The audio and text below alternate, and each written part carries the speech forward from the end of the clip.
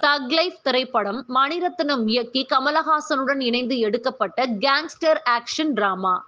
நாயகன் படத்திற்கு பிறகு 36 ஆண்டுகளுக்கு பிறகு கமலஹாசனும் மணிரத்னமும் மீண்டும் இணைந்ததால் எதிர்பார்ப்புகள் எகிரியது. இன்று உலகம் முழுவதும் வெளியாகியுள்ள தக் லைஃப் விமர்சனம் பார்ப்போம்.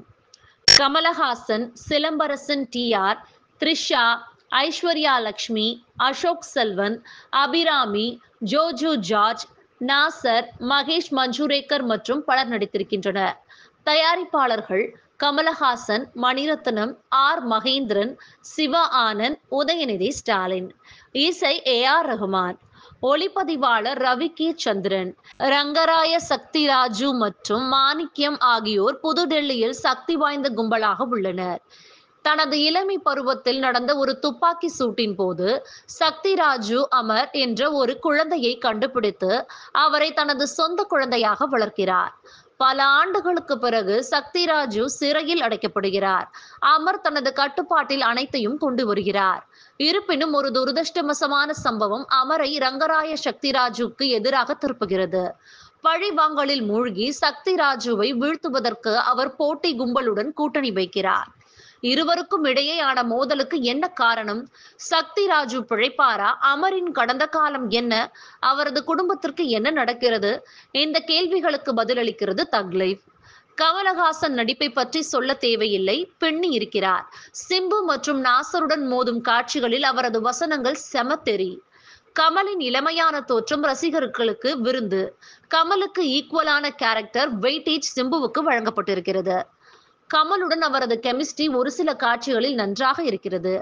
மேலும் அவர்களின் மோதல்கள் ரசிகர்களை ஈர்க்கக்கூடிய வகையில் அமைந்திருக்கிறது. அபிராமி தனக்கு வழங்கப்பட்ட குறைந்த நேரத்தில் சிறப்பாக நடித்திருக்கிறார்.